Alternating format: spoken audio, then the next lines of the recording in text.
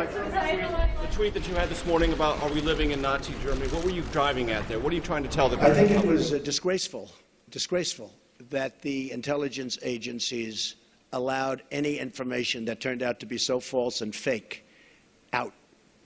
I think it's a disgrace.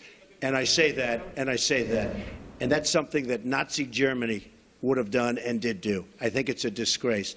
That information that was false and fake and never happened got released to the public. As far as BuzzFeed, which is a failing pile of garbage, writing it, I think they're going to suffer the consequences. They already are.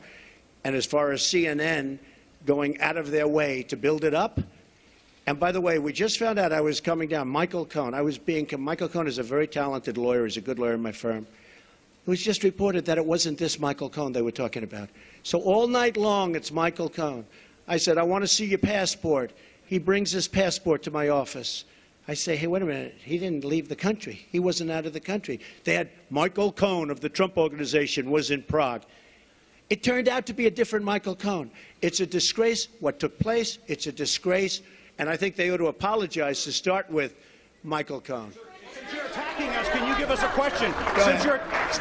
President-elect. Mr. President-elect, since you are attacking our news organization, can you give us a chance? You are attacking our news organization. Can you give us a chance to ask a question, sir? Sir, can you state, Mr. President-elect, can you state categorically, Mr. President-elect, can you give us a question? You're attacking us. Can you give us a question? Can you give us a question? I'm not going to give you a question. Can you state categorically? You are fake news. Sir, can you state categorically that nobody... No, Mr. President-elect, that's not appropriate. Do you think President Obama went too far with the sanctions he put on Russia after the hacking?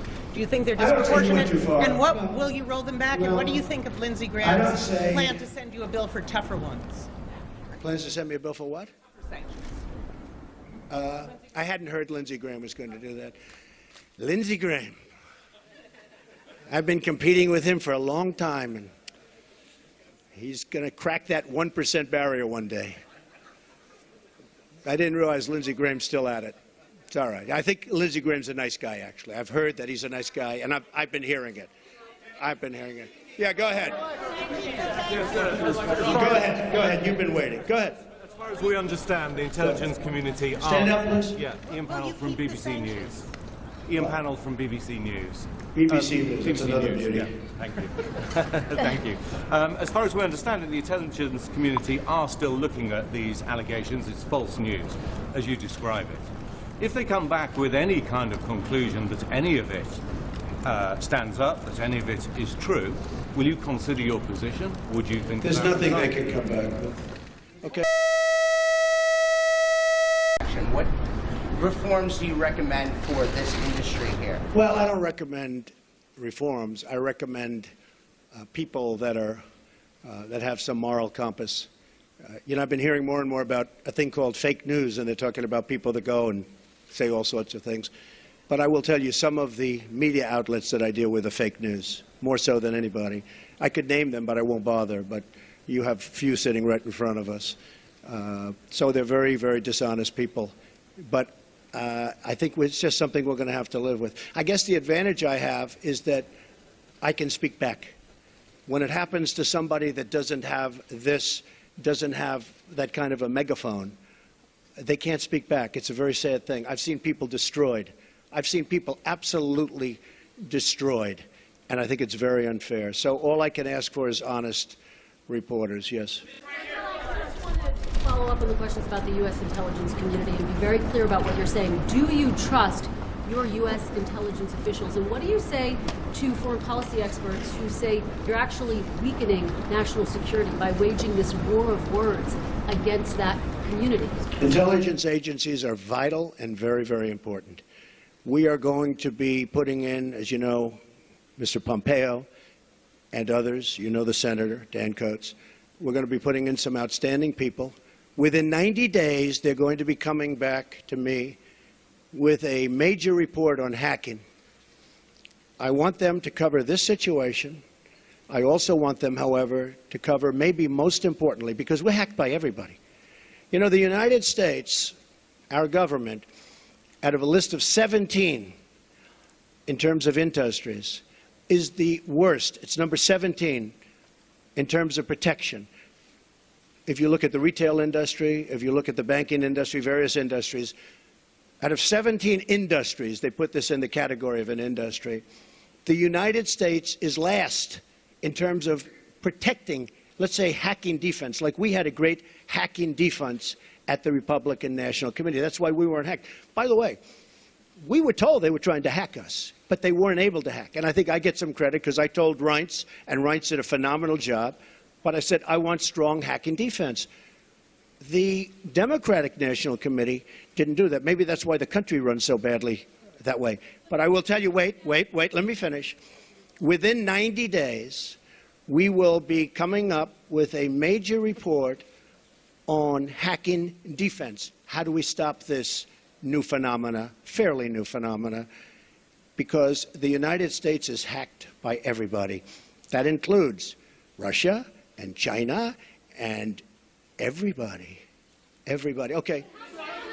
Go ahead. Mr. President-elect, you said just now that you believe that Russia indeed was responsible for the hacking of the DNC and John Podesta's emails, etc. Well, Russia, but you know what? Could have been others also. But why did you spend weeks undermining the U.S. intelligence community before simply getting the facts and then making a public statement? Well, I think it's pretty sad when intelligence reports get leaked out to the press. I think it's pretty sad. First of all, it's illegal. You know, these are classified and certified meetings and reports. And I'll tell you what does happen. I have many meetings with intelligence, and every time I meet, people are reading about it. Somebody's leaking it out. So then I said, maybe it's my office. Maybe my office, because I have a lot of people, a lot of great people. Maybe it's them. And what I did is I said, I won't tell anybody. I'm going to have a meeting, and I won't tell anybody about my meeting with intelligence. And what happened is I had my meeting. Nobody knew, not even Rona, my executive assistant for years. She didn't know. I didn't tell her. Nobody knew. The meeting was had. The meeting was over. They left. And immediately, the word got out that I had a meeting. So I don't want that. I don't want that. It's very unfair to the country. It's very unfair to our country what's happened.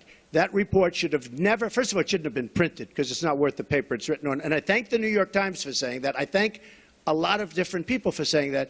But I will tell you, that should never, ever happen. Okay. Stand here today once and for all and say that no one connected to you or your campaign had any contact with Russia leading up to or during the presidential campaign. And if you indeed do believe that Russia was behind the hacking, what is your message to Vladimir Putin right now?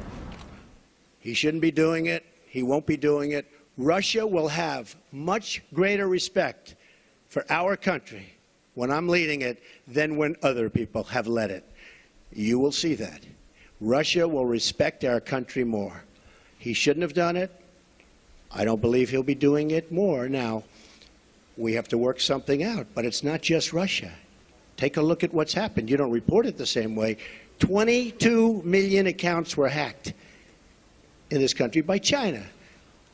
And that's because we have no defense. That's because we're run by people that don't know what they're doing. Russia will have far greater respect for our country when I'm leading it. And I believe, and I hope, maybe it won't happen, it's possible, but I won't be given a little reset button like Hillary. Here, press this piece of plastic. Guy looked at her like, what is she doing? There's no reset button. We're either going to get along or we're not. I hope we get along, but if we don't, that's possible too. But Russia and other countries, including China, which has taken total advantage of us economically, totally advantage of us in the South China Sea by building their massive fortress, total. Russia, China, Japan, Mexico, all countries will respect us far more than they do under past administrations. I want to thank everybody. So this is all, just so you understand, these papers, because I'm not sure that was explained properly, but these papers are all just a piece of the many, many companies that are being put into trust to be run by my two sons. And I hope at the end of 8 years I'll come back and I'll say, oh, you did a good job. Otherwise, if they do a bad job, I'll say, you're fired. Goodbye, everybody. Goodbye. ولی نشست خبری ترامپ پس از پیروزی در انتخابات به صحنه نزاع وی با رسانه‌ها تبدیل شد. در این نشست دونالد ترامپ به خبرنگار CNN اجازه سوال کردن نداد. ترامپ گفت رسانه شما یک سازمان وحشتناک است که اخبار غلط منتشر می‌کند. ترامپ خبرنگار CNN را بی‌ادب خطاب کرد. نشست خبری در فاصله یک هفته مانده به ورود رسمی به کاخ سفید. دونالد ترامپ در این نشست برای داخلی‌ها و خارجی‌ها خط و نشان کشید. نامزد پیروز جمهوری‌خواه که جمعه هفته آینده جای اوباما را می‌گیرد، اول به سیاست‌های مالی و درمانی اوباما انتقاد کرد و بعد رسانه‌ها را متهم کرد که خبرهای جعلی منتشر می‌کنند. ما رابطه خوبی با پوتین و روسیه داریم، اما اینکه بعضی رسانه‌ها میگن روسیه اطلاعات سری درباره من داره دروغه. اینها رسانه‌هایی هستن که خبرهای ساختگی رو جعل و منتشر میکنن. بعضی از اونها همینجا نشستن و همه اعلام میکنم در دوره من روسیه، چین و بقیه دنیا احترام بیشتری به امریکا میگذارن. خط و نشان ترامپ برای رسانه‌های حامی دموکرات‌ها که رقیب جمهوری خواهانند با واکنش این رسانه‌ها و به خصوص CNN روبرو شد. در ابتدای نشست خبری ترامپ نشان داد که نمی‌خواهد به CNN روی خوش نشان بدهد. او حتی دستش رو تکان داد و گفت اجازه نمیدهم سوال بپرسید. در ادامه نشست خبری او بارها به CNN حمله کرد. وقتی سوال کردم من را تهدید کردند که از نشست خبری اخراج می‌شوم. اما ترامپ بعد از داخلی‌ها سراغ خارجی‌ها رفت و اعلام کرد به زودی دیواری بین آمریکا و همسایه جنوبیش مکزیک می‌کشد تا جلوی ورود مهاجران را بگیرد. حرفی که باعث سقوط پزو واحد پول مکزیک شد. رئیس جمهور پیروز انتخابات آمریکا درباره روسیه هم گفت بین من و روسیه هیچ ارتباطی وجود ندارد، اما اگر پوتین دوستم دارد من این را سرمایه‌ای برای خود می‌دانم.